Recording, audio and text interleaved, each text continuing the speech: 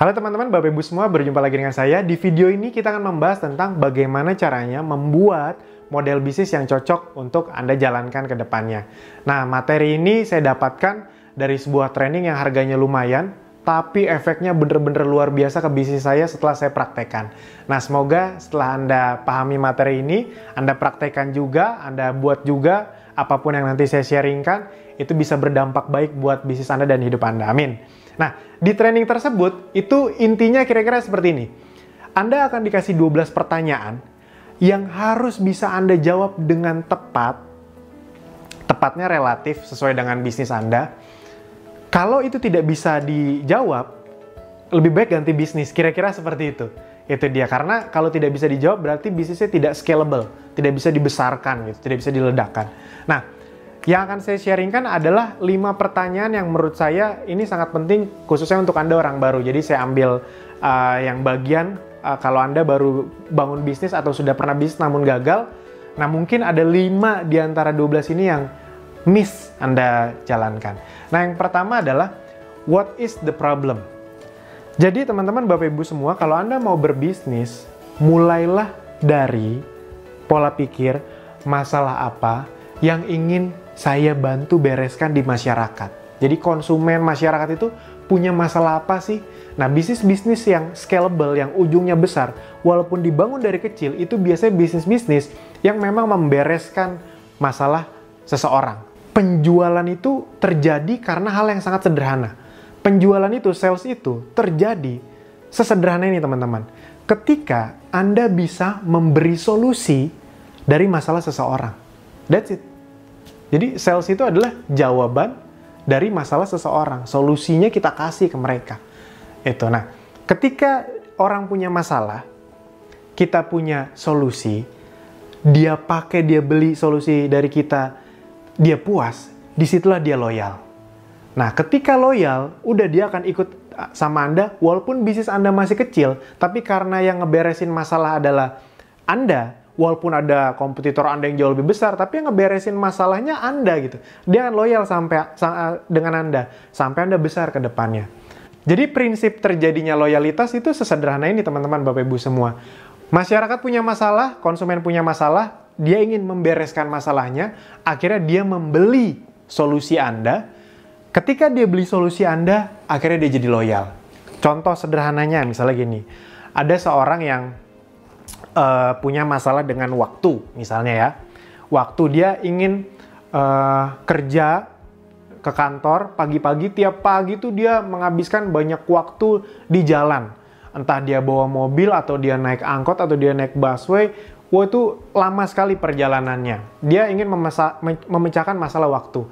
Akhirnya tiba-tiba ada satu platform atau aplikasi yang menawarkan untuk menyelesaikan masalah tersebut, namanya Gojek misalnya. Jadi dulu kenapa dia harus naik mobil gitu?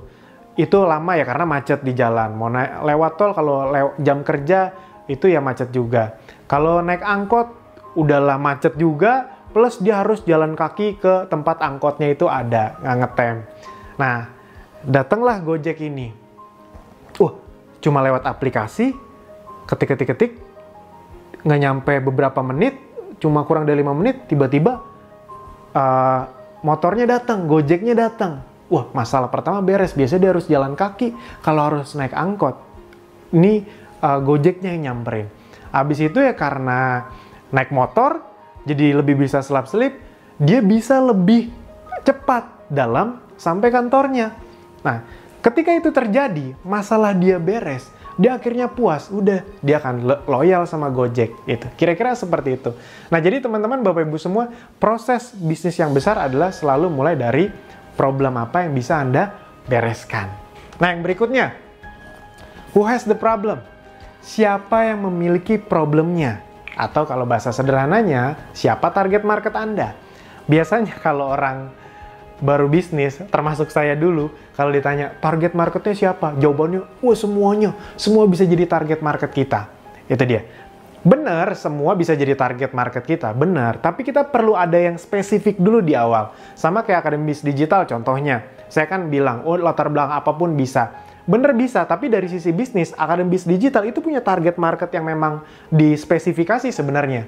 Dan pada ujungnya, pada hasilnya itu ternyata bisa lebih berkembang dibandingkan target marketnya. Itu bisa, tapi tetap mulai dengan target market yang spesifik. Contoh paling standar adalah Anda harus bisa membedakan mana pengguna, mana pembuat keputusan. Nah itu dulu deh, ilmu yang paling standar dalam target segmenting atau mencari target market yang tepat. Contoh misalnya, Anda jualan bahan-bahan makanan organik, itu dia yang sehat. Saya pernah menanyakan, oh ini bisa buat semuanya nih, bahan makanannya bagus buat anak kecil, buat ibunya, buat bapaknya, pokoknya buat keluarganya. Iya, tapi target marketnya siapa? Dia masih ngotot, semuanya bisa gitu. Ya udah, gini deh lebih detail. Siapa yang membuat keputusan barang kamu dibeli? Anaknya mungkin nggak, mama beli dong tepung terigu yang organik itu, kan enggak. Bapaknya cenderung pria nggak peduli dengan makanannya. Yang sangat peduli dengan kesehatan keluarganya biasanya siapa? Yang memutuskan masak apa, masakannya terbuat dari bahan apa, itu biasanya ibunya. Jadi sebenarnya target market utamanya itu adalah ibunya. Baru paham, oh iya ya. Ya, contoh yang datang ke tempat kamu yang beli 90% kan wanita. Iya juga. Nah, itu maksudnya. Ketika Anda paham target market Anda apa, nanti marketingnya, kontennya, itu juga akan tepat. Kalau dari awal ini udah nggak tepat, udah, ntar marketingnya, ngiklannya, boncos. Banyak orang tuh fokus di FB Ads, tapi dia nggak tahu model bisnisnya seperti apa. Nah, ini terbagi jadi 4. Yang pertama geografis, yang kedua demografis, yang ketiga psikografis, yang keempat behavior. Nanti saya akan contohkan lebih detail. Geografis itu dia tinggal di mana, daerah perkotaan atau kabupaten. Demografis, gendernya, jenis kelamin, umur, habis itu kelas ekonominya. Psikografis, dia interestnya tuh apa, dia suka sama apa. Behavior, kegiatan dia sehari-hari apa, Anda bisa mencari taunya nggak? Nah, ketika Anda bisa memahami ini, itu efeknya, khususnya dunia digital zaman sekarang, kalau Anda main FB Ads deh contohnya, itu Anda bisa mentarget market Anda dengan sangat spesifik. Ketika target market Anda sangat spesifik, iklan Anda, konten Anda bisa lebih spesifik, dan ketika sampai ke mereka, itu lebih diterima. Nah, yang ketiga, what's the solution? Jadi, Anda tahu nih, siapa yang punya masalah, apa masalahnya, siapa yang punya masalah, lalu Anda tawarkan apa solusinya. Solusi itu bisa solusi yang sama dengan kompetitor Anda, solusi yang lebih baik dari kompetitor Anda, atau solusi yang benar-benar berbeda dengan kompetitor Anda. Nah, Anda bisa pikirkan sendiri sesuai dengan target market yang ingin Anda capai tadi. Yang keempat, Anda harus paham nih, how big is the market? Seberapa besar pasarnya? Karena kalau pasarnya terlalu kecil, ya bisnis Anda ya berarti ada mentoknya. Bisnis Anda kan ingin besar, berarti target marketnya spesifik, tapi harus tetap besar juga gitu. Atau at least nggak apa-apa di awal nggak begitu besar, tapi bisa ada pengembangannya gitu. Yang berikutnya, nah ini yang kelima, unique selling proposition, atau banyak orang bilang juga unique selling point. Produk Anda, unique selling point-nya apa? Unique selling point itu Anda bisa pilih dari 8 ini. Ini versi sederhananya biar Anda langsung bisa pilih. Anda ingin menyerang bisnis Anda, memfokuskan dari sisi mana? Yang pertama, misalnya bahan. Contoh, ada nggak fashion yang fokusnya, unique selling point-nya, proposition-nya itu ke bahan? Banyak. Jadi misalnya contoh, saya tahu banyak toko online yang menjual kaos yang prinsipnya gini. Dia bilang kaosnya ini bahannya enak banget, nyerap keringat dan nggak bau. Udah, dia tuh fokusnya ke situ aja. Nah, itu kan sebenarnya menjawab masalah dari masyarakat yang punya masalah gampang keringetan. Dan kalau keringetan, lepek, bau, kayak gitulah kira-kira. Nah, ketika dia fokus ngomongin itu terus, orang-orang yang punya masalah tadi, itu kan jadi coba ah. Dan ketika dicoba bener, dibeli, dia pas keringetan nggak lepek-lepek banget, dan nggak bau, udah loyal. Even harganya lebih mahal, nggak apa-apa lah. Yang penting masalah saya beres. Nah, ketika masalah beres, ingat orang jadi loyal. Fungsi produk. Contoh, yang sering jadi contoh kasus, sekarang nih salah satu yang tren tuh Oppo sama Vivo. Anda tahu Oppo sama Vivo itu salah satu brand yang berhasil membangun USP atau unique selling point-nya di bagian fungsi produk. Apa? Kamera. Lebih tepatnya kamera depan atau kamera selfie. Rata-rata orang, khususnya yang memang ceruk marketnya dia, ketika ditanya, apa sih keunggulan Oppo sama Vivo? Mereka pasti bilang, kamera selfie-nya. Karena memang Oppo sama Vivo itu terus-terusan mengkampanyekan tentang selfie expert. Itu dia, Anda akan, pokoknya Oppo Vivo tuh selfie expert. Kenapa? Karena dia tahu problem dari masyarakat kelas menengah atau menengah ke bawah adalah mereka juga ingin eksis, tapi masalahnya kamera-kamera dengan handphone-handphone dengan kamera yang bagus itu harganya lumayan-lumayan. Nah, dia memfokuskan diri dengan harga yang cukup terjangkau tapi kameranya dia klaim sangat bagus, selfie expert. Pertanyaannya apakah benar-benar paling bagus selfie-nya, kameranya? Nggak tahu, itu Anda yang menilai. Tapi karena terus-menerus dikampanyekan, ya udah, itu yang orang hafal. Ketika orang hafal, ya udah, orang kan pengen eksis sekarang, pengen posting, dan rata-rata yang diposting kan muka sendiri. Itu dia, selfie. Nah, makanya disitulah mereka akhirnya meledak.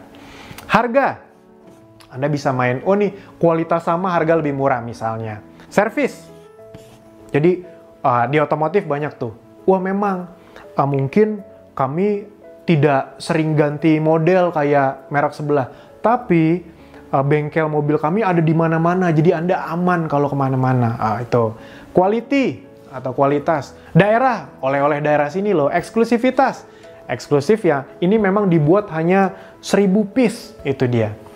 Proses, kayak batik, oh ini bukan dicetak tapi bener-bener ditulis, bener-bener digambar. Bukan, sekarang banyak rata-rata batik kan sablonan. Nah, jadi teman-teman, Bapak Ibu semua, Anda pilih nih, Anda mau yang mana. Itu penting sekali untuk Anda kuasai. Nah, sekarang saya akan contohkan seperti janji saya tadi, agar Anda lebih mudah memahami. Saya akan contohkan dari salah satu produk yang diajak kerjasama oleh Akademi Digital. Buat Anda yang belum tahu, sekali lagi saya jelaskan, Akademi Digital adalah tempat untuk belajar bangun bisnis di internet.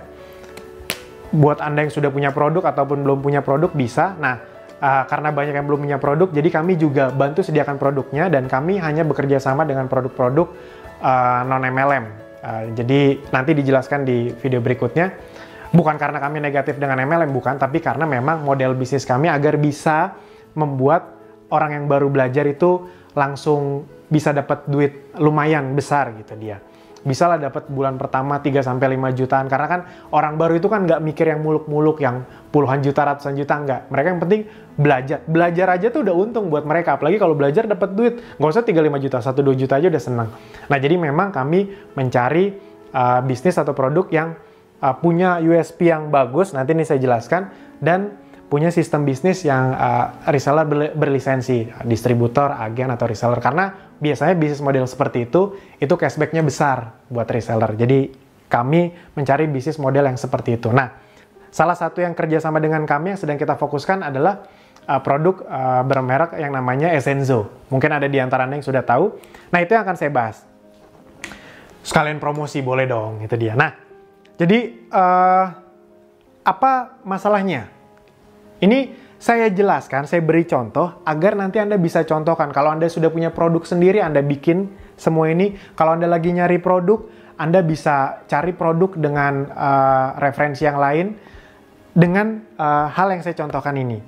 Yang pertama adalah what is the problem? Kalau Essenzo adalah ingin memenuhi kebutuhan dari masalah masyarakat yang ingin hidup lebih sehat, namun tidak ingin ribet.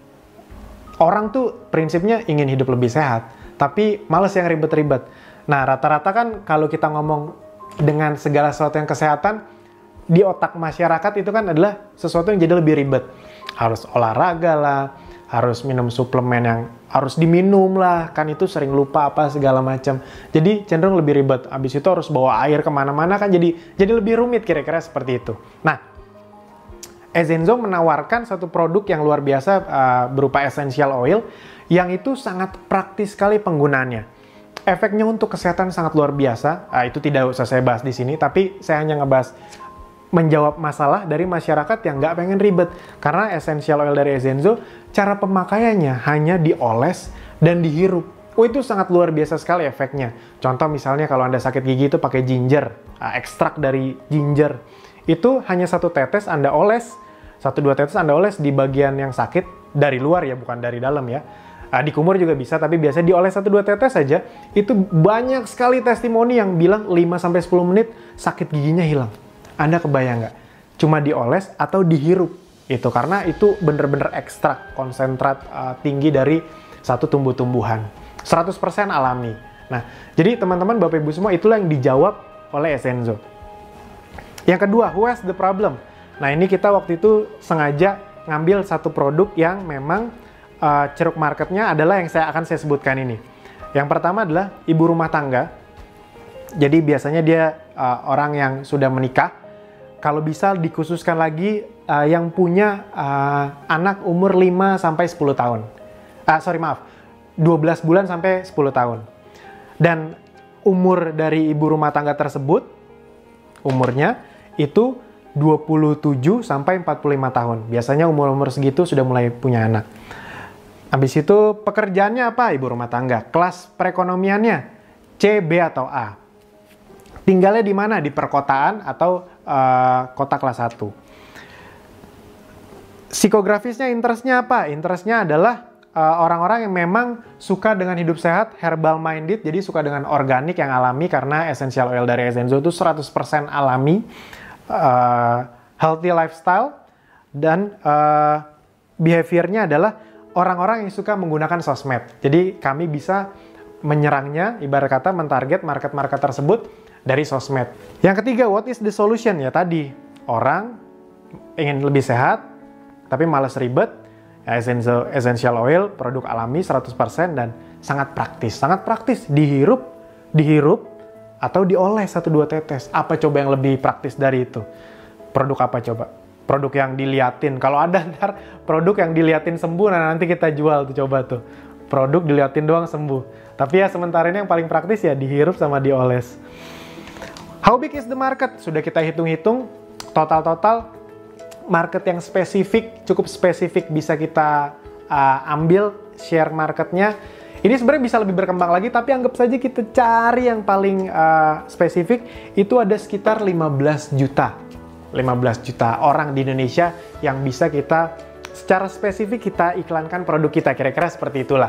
Nanti ke depannya ya bukan cuma 15 juta orang ini sebenarnya yang beli, tapi ada juga yang lain-lain. Tapi awalnya agar biaya marketing kita efektif, itu ya ke mereka. Itu dia makanya ketika kami ajarkan ke para member Akarbis Digital yang memang belum punya produk dan mau memakai produk kita bilang, bayangin 15 juta orang. Kamu misalnya menguasai, nggak usah muluk-muluk ratusan ribu jutaan, 1000 orang aja. 1000 orang bisa kamu handle, dia jadi pelanggan setia kamu, itu semuanya kita kasih toolsnya, videonya, alat bantunya, sistemnya, funnelnya, itu semuanya sudah kami sediakan di Akarbis Digital.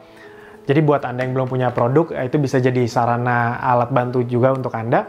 Nah, kamu kalau misalnya bisa handle 1000 aja, 1000 itu kamu berarti bisa punya omset 500 juta sampai 1 miliar per bulan. Itu terus repeat order kalau dia belanjanya sangat sedikit. Itu kita ngomong yang sangat sedikit aja, udah 1000 belanjanya sedikit lagi, 500 juta sampai 1 miliar. Nah, dengan sistem reseller yang ada di Essenzo, seorang reseller tuh bisa dapat 25 sampai 40%. Itu kan gede banget itu dia. Jadi si reseller kalau bisa punya omset 500 juta sampai 1 miliar, itu dia bisa dapat 150 sampai 400 juta rupiah, kira-kira seperti itu.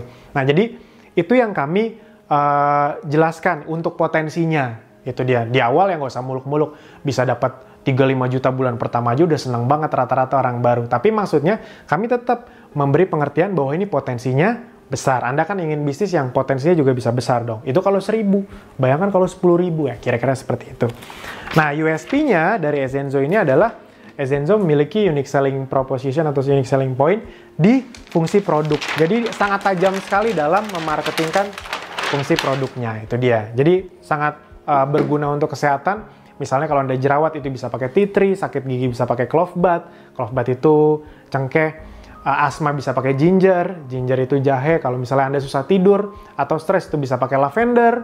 Anda kebotakan, Anda ingin membuat rambut Anda lebih indah, lebih tebal, untuk mengurangi kebotakan Anda itu bisa pakai tumbuhan namanya patchouli. Habis itu kalau misalnya Anda migrain bisa pakai peppermint dan banyak lagi. Jadi kalau Ezenzo itu USP-nya adalah di fungsi produknya. Nah, jadi teman-teman kira-kira itu yang bisa saya sharingkan. Itu adalah contoh 5 pertanyaan yang bisa dijawab oleh Ezenzo. Pertanyaannya adalah, Anda yang sudah punya produk atau lagi nyari produk, pastikan Anda bisa menjawab 5 pertanyaan ini. Itu dia. Kalau sulit sekali produk Anda terjawab, mending cari produk yang lain. Karena kalau tidak bisa dijawab, 5 ini aja nggak bisa dijawab, apalagi 12. Itu dia, berarti nggak scalable. Itu saja dari saya di video ini, sampai jumpa di video berikutnya. Terima kasih. Halo teman-teman semua, di video ini kita akan langsung membahas kelanjutan tentang bagaimana membuat model bisnis tadi. Nah, yang perlu Anda pahami berikutnya adalah, itu kan tadi sebenarnya dari sisi produknya. Nah, ini saya coba jelaskan lebih global lagi, gitu dia. Sebenarnya itu tadi kita udah langsung dalam tuh, langsung main ke produk. Nah, ini sebenarnya kita akan chunk up itu yang naik ke atas dari sisi model bisnis yang lebih globalnya lagi.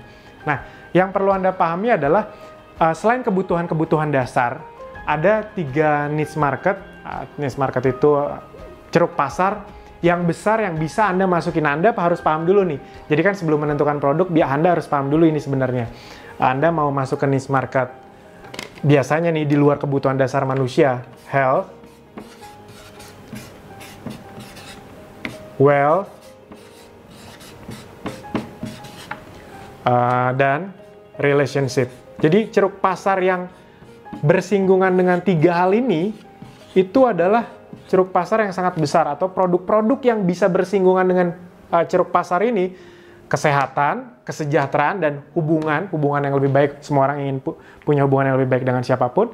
Itu permintaannya tinggi, ceruk pasarnya tinggi. Jadi ketika Anda benar masuknya, ya biasanya barang Anda bisa laku. Itu. Nah, ini banyak sekali versinya. Saya akan coba menjelaskan dengan sesederhana mungkin. Nah, jadi kalau health ya udah produk-produk yang memang bisa meningkatkan dia dari sisi kesehatan. Semua orang ingin lebih sehat. Yang berikutnya wealth ada produk-produk yang bersinggungan dengan dia bisa lebih sejahtera, lebih aman, lebih kaya, nah apapun itulah. Jadi misalnya kayak produk-produk asuransi itu kan bisa mengamankan dirinya. MLM, produk MLM kan produk biasanya bisa buat kesehatan tapi juga ada peluang bisnisnya. Atau produk-produk apapun, mau fashion, mau apa, tapi yang misalnya membangun sistem reseller. Dengan membangun sistem reseller kan Anda bersinggungan dengan wealth juga.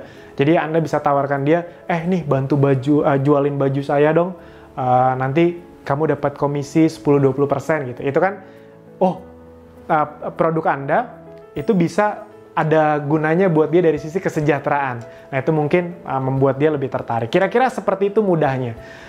Relationship itu jadi misalnya hal-hal yang bersinggungan dengan bisa membuat relationship dia, hubungan dia dengan orang tua, pasangan, anak itu lebih baik. Kan banyak juga misalnya produk-produk jasa yang konselor pernikahan gitu dia, konsultan pernikahan banyak. Ada juga yang training bagaimana mendidik anak agar menjadi taat agama, itu kan ada juga. Ceruk pasarnya besar ya? Besar. Karena banyak orang tua yang punya anak dong otomatis. Jadi, dan orang tua ingin dong anaknya taat sama agama, berperilaku baik. Nah, jadi kira-kira seperti itu. Anda pilih dulu nih, ceruk pasar yang ingin Anda masuki yang mana kira-kira. Ini bisa saling bersinggungan, produk yang Anda miliki bisa sekali. Jadi ya, health sama wealth bisa juga. Wealth sama relationship bisa juga. Itu dia. Jadi, itu bisa Anda pikirkan baik-baik, Anda ingin seperti apa. Yang berikutnya adalah Anda ingin membangun sistemnya secara online atau offline. Ini saya ngomong secara garis besar ya. Sistem ini bisa sistem administrasinya, bisa sistem marketingnya, itu dari segala sisi. Atau, Mas, saya masih belum bisa cuma salah satunya, saya mau menggabungkan. Boleh, misalnya Anda dari sisi marketing, Anda tidak hanya buka toko di Instagram gitu, toko online, Anda juga buka toko realnya, boleh.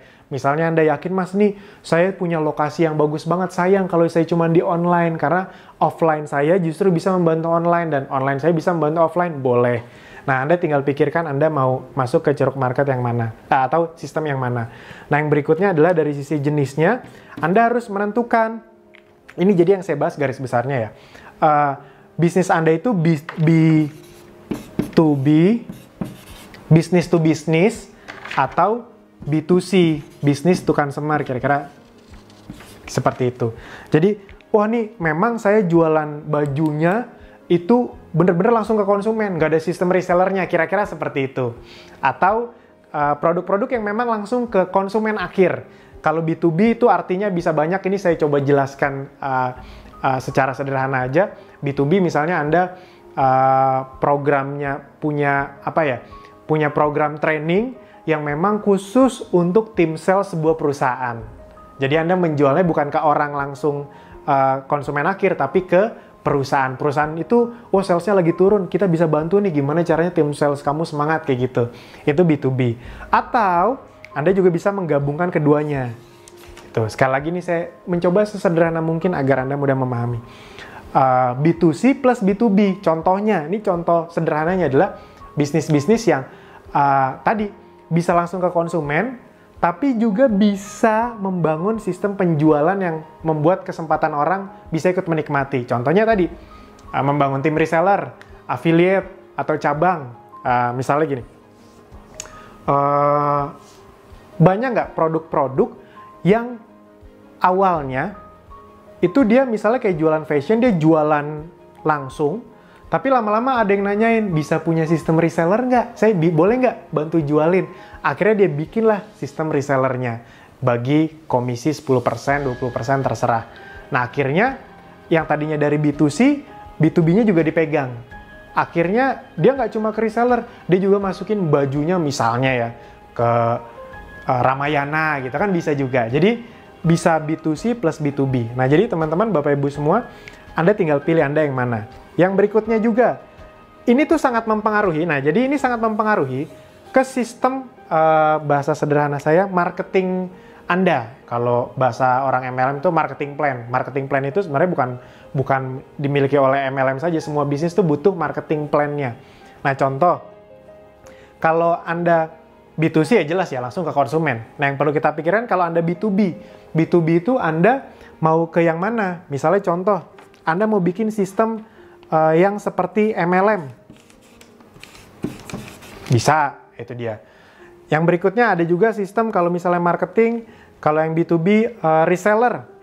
Reseller yang lebih detail deh. Saya coba reseller yang bersistem. Bersistem atau berlisensi. Berlisensi. Ini mirip-mirip semuanya, tapi ini beda semua nih sebenarnya. Reseller yang bersistem atau berlisensi, contohnya biar saya enak ngomongnya, biar tidak ngebahas bisnis lain. Produk yang memang diajak kerjasama sama Akadebis Digital, itu kita ngincer yang ini. Reseller bersistem atau berlisensi, jadi bukan MLM. Reseller berlisensi itu kayak gini, produk-produk yang punya distributor, agen, sama reseller. Jadi biasanya kayak gitu, kayak Anda tahu dulu produk Maichi, itu kan istilahnya tuh ada jenderal apa-apa gitu. Itu biasanya bertingkat tuh. Dan kalau Anda mau beli dengan harga lebih murah, beli dengan lebih banyak kayak gitu kira-kira. Nah jadi kalau dari sisi Akadebis Digital biasanya bekerja sama dengan produk-produk yang memiliki sistem seperti ini. Kenapa? Karena kalau digabungkan dengan digital, itu keuntungannya luar biasa. Nah jadi makanya orang-orang yang belajar bersama Akadebis Digital, khususnya buat yang belum punya produk, itu sangat senang sekali karena mereka dapat tools, dapat ilmu, plus dapat kesempatan untuk langsung bisa praktek dan dapat penghasilan, itu dia. Jadi memang kami mengincar ini. Itu rata-rata keuntungannya bisa sampai 25-40% untuk para orang yang memang ikut membantu menjualkan produk-produk yang sistemnya seperti ini. Jadi memang besar. Itu bukan cuma Ezenzo saja, pokoknya produk-produk yang memang sistemnya seperti ini itu biasanya sangat menguntungkan, apalagi kalau orangnya jago jualan pribadi, itu deh. Nah enaknya sistem digital sekarang, digital marketing, membuat semua orang jago jualan, even yang nggak jago ngomong, even yang nggak jago jualan, yang malu, kenalannya dikit. Tapi kan kalau digital kan, kenalannya emang nggak harus banyak. Anda tinggal main Facebook Ads, Anda bisa main copywriting. Nah, di Akademi Digital itu semuanya disediakan. Copywriting disediain, videonya disediain. Nah, kira-kira seperti itu. Nah, habis itu apalagi? Affiliate. Ada juga dengan sistem affiliate ini sebenarnya mirip-mirip juga. Tapi kalau affiliate ya sistemnya lebih ke komisi seperti itulah. Atau cabang. Cabang ya misalnya kelihatan ya, masih kelihatan ya? Ya nggak kelihatan ya ini, cabang. Alfamart, Indomart itu kan pakai sistem cabang. Itu semakin banyak cabang, semakin bagus. Jadi soalnya kadang-kadang ada yang bilang, wah semua yang buka cabang itu MLM. Enak aja dimarahin loh sama orang-orang yang punya hampir semua bisnis itu buka cabang ya. Orang mall itu kan isinya cabang-cabang bisnis. Ya itu bukan MLM. Saya pribadi tidak ada masalah sama MLM. Karena saya pernah di MLM dan dapat banyak ilmu. Nah tapi prinsipnya teman-teman ini yang bisa Anda pikirkan. Anda mau membangun bisnis yang seperti apa? Kalau kami di Akademi Digital, kita memang hanya berfokus ke produk-produk yang memiliki sistem bisnis, reseller bersistem atau berlisensi. Karena dengan tools dan dengan sistem yang kami miliki di Akademi Digital, itu sangat membantu orang bisa langsung cepat dapat uang dan uangnya lumayan besar. Untuk orang baru bisa dapat selisih 25-40%, itu kan udah kayak pemilik bisnisnya gitu deh. Karena pemilik bisnisnya sendiri itu paling cuma 20%-an dapatnya bersihnya. Sedangkan ini resellernya bisa 25-40%, itu dia. Nah tapi jangan sampai salah kaprah, Akademi Digital itu adalah tempat untuk Anda memang ingin belajar bisnis, membangun bisnis lebih komprehensif lagi, walaupun Anda sudah punya produk juga itu. Nah, ini tadi saya ngebahas agar, sekali lagi, setiap saya ngebahas itu agar Anda punya gambaran. Itu saja dari saya di video ini, sampai jumpa di video berikutnya.